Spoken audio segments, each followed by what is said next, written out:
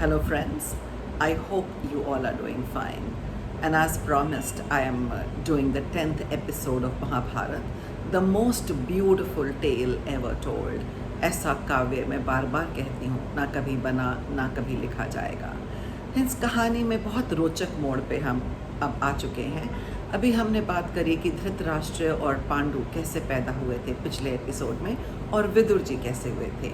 इस एपिसोड में हम कहानी को आगे बढ़ाते हैं और वैशंपायन जी जन्मेजय जी को इस कहानी में आगे लेके जाते हैं। तो हमेशा की तरह कृष्ण जी को साक्षी मान के साफ मन से इस कहानी को आगे लेके जाते हैं। तो वैशंपायन जी ने जन्मेजय जी से कहा कि धृतराष्ट्र और पांडु और विदुर के जन्म से कुरुवंश की बहुत उन्नति हुई है। धृतराष्ट्र जैसा बलवान कोई नहीं था और पांडु जैसा धनुर्धर और विदुर जैसा धर्मज्ञ कोई नहीं था। धृतराष्ट्र तो जन्म से ही अंधे थे, तो इस वजह से उनको राज्य मिल नहीं सकता था। तो पांडु को ही राजा बनाना पड़ा, क्योंकि विदुर तो दासी पुत्र थे। और भीष्म को जब पता चला कि अब पांडु और धृतराष्ट्र बड़े हो गए हैं, तो उन्हें उनके विवाह की चिंता हुई। तो उन्हें पता चला कि गंधार राज की राजकुमारी गंधारी सुंदर और गुणवान है। तो उन्होंने उधर जाके धृतराष्ट्र के लिए विवाह का प्रस्ताव रखा। आज के समय गंधार को कांदाहार बोलते हैं। आप सब ने कांदाहार सुना है। हमारा प्लेन भी हाईजैक होके गया था, अब वो अफ़गानिस्तान में है। तो गंधारी कांदाहार यानी गंधार के राजा की पुत्री थी, और उसके भाई का नाम शकुनी था। तभी से हम शकुनी को याद करते हैं, जो कौरवों के मामा थे। और ये कहानी उनके साथ बहुत सारे मोड़ लेती है। तो आज उसने, जब वो गंधार नरेश के पास पहुँचे, तो उन्होंने कहा कि हमें आपकी पुत्री गंधारी धृतराष्ट्र के लिए चाहिए। अब वो तो छोटा राजा था और हस्तिनापुर बहुत बड़ा, तो वो मना नहीं कर सके। तो जब गंधारी को पता चला तो कि उसका होने वाला पति, भावी पति अंधा है, तो गंधारी ने भी अपनी आँखों पर पट्टी बांध ली।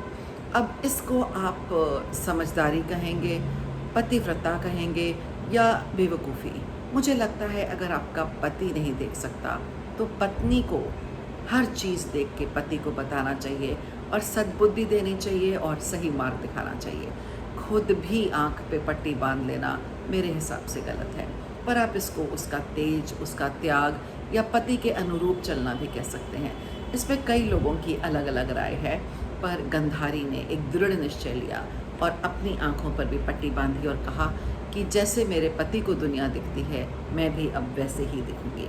सो you can always debate whether she should have become her husband eyes और ब्लाइंड लाइक हिमसेल्फ टू।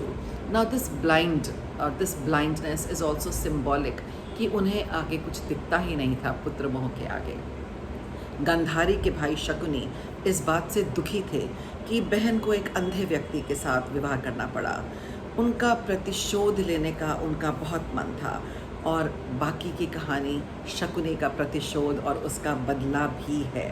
जैसे आप कहते हैं ना कंस मामा, वैसे ही शकुनी मामा। कहते हैं किसी को शकुनी जैसा मामा ना मिले, और लोग आज तक कंस और शकुनी जैसे मामा के ना होने की दुआ मांगते हैं।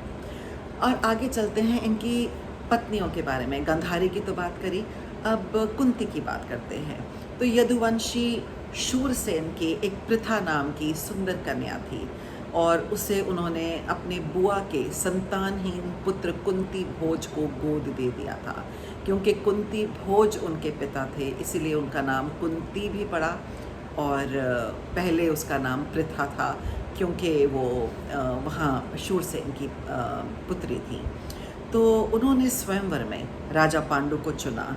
इसके बाद उन्होंने वहाँ पे पांडु के साथ विवाह संपन्न करा और हस्तिनापुर आई। पांडु ने दिग्विजय की यात्रा की और बहुत बड़ा राज्य बना लिया। राजा देवक की दासी पुत्री से विदुर जी का विवाह किया गया, और वो भी अपने जीवन में व्यस्त हो गए। श्री व्यास जी की सेवा करके गंधारी ने 100 पुत्रों का वरदान मांगा था। उसका गर्भ 2 वर्ष तक पेट में रहा, और इस बीच में कुंती ने युधिष्ठिर को जन्म दे दिया था। इसीलिए युधिष्ठिर बड़े माने गए। ज्येष्ठ पुत्र होने की वजह से सिंहासन पर उनका हक बनता था। वैसे भी उनके पिता सिंहासन पे थे, वो राजा थे। धृतराष्ट्र अंधे होने के कारण नहीं बैठ पाए थे सिंहासन पे। तो दो तरह से युधिष्ठिर का हक बनता था। एक तो पिता, क्योंकि वो राजा थे। दूसरा, वो दुर्योधन से उम्र में बड़े थे, उनसे पैदा हुए थे। तो बड़ा होने के कारण युधिष्ठिर को उत्तराधिकारी बनाना चाहते थे। दुर्योधन के जन्म के समय कहते हैं कई गीदड़ बोले और बहुत सारे अपशकुन हुए। व्यास जी ने कहा था कि इसको त्याग दें, पर पुत्र मोह के कारण वो ये भी नहीं कर पाए, वो उनकी सलाह को नहीं मान पाए। उनके गंधारी के 100 पुत्र हुए और एक कन्या।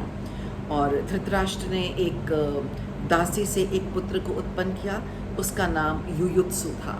और हैरानी की बात यह है, सबसे ज़्यादा धर्मज्ञ और अच्छा और नेक दिल युयुत्सु ही था, जो बाद में भी पांडवों का समर्थन करता रहा।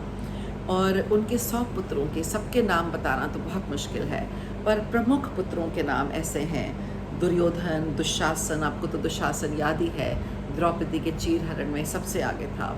और दुशासन को ही मारने की प्रतिज्ञा भीम ने करी थी, उसके रक्त को पीने की प्रतिज्ञा करी थी। तो दुशासन, उग्र, दुर्योधन, दुस्सह, जलसन, सुबाहु, ऐसे 100 पुत्र थे, सबके नाम बहुत मुश्किल हैं। उनकी एक कन्या भी हुई। तो 100 कौरवों की एक बहन भी थी जिसका नाम दुश्शला था। दुश्शला जो थी उसका विवाह जयद्रथ से हुआ था। और जयद्रथ जो था वो बहुत ही कहते हैं ना, वैसे तो वीर था पर खराब इंसान था। तो उसने भी एक बार द्रौपदी का अपमान किया, जिसकी वजह से अर्जुन ने उसको बहुत दंडित किया। और इसीलिए महाभारत का एक और प्यादा अपनी जगह पे आके बैठ गया था, जिससे हमें पता चलता था कि ये भी महाभारत में बहुत अहम भूमिका निभाने वाला है। तो ये भी बहुत इंटरेस्टिंग कहानी है, बहुत रोमांचकर कहानी है। और इस कहानी को बाद में इसलिए बताऊंगी कि आपको पता चलेगा कि कृष्ण जी ने जयद्रथ को कैसे मरवाया अर्जुन के हाथों, और जयद्रथ के पिता की मृत्यु कैसे हुई, और जयद्रथ ने ऐसा क्या किया था कि अर्जुन ने उसको पकड़ा, अपमानित किया, उसके बाल काटे, और उसने तब प्रतिज्ञा की थी कि वो अपना बदला 5 पांडवों से ज़रूर लेगा। तो इस कहानी को बाद में, ये काफ़ी बाद में आती है, जब पांडव वन में चले जाते हैं तब की कहानी है। तो हम इस कहानी को बाद में याद करेंगे। और 11वें एपिसोड में, इस बार तो हमने कौरवों के जन्म की बात की, 11वें एपिसोड में हम पांडवों के जन्म की बात करेंगे, क्योंकि वो भी एक बहुत रोचक कथा है। तो आप मेरे साथ बने रहिए। Please share it with others and share your comments. Looking forward to the next episode 11.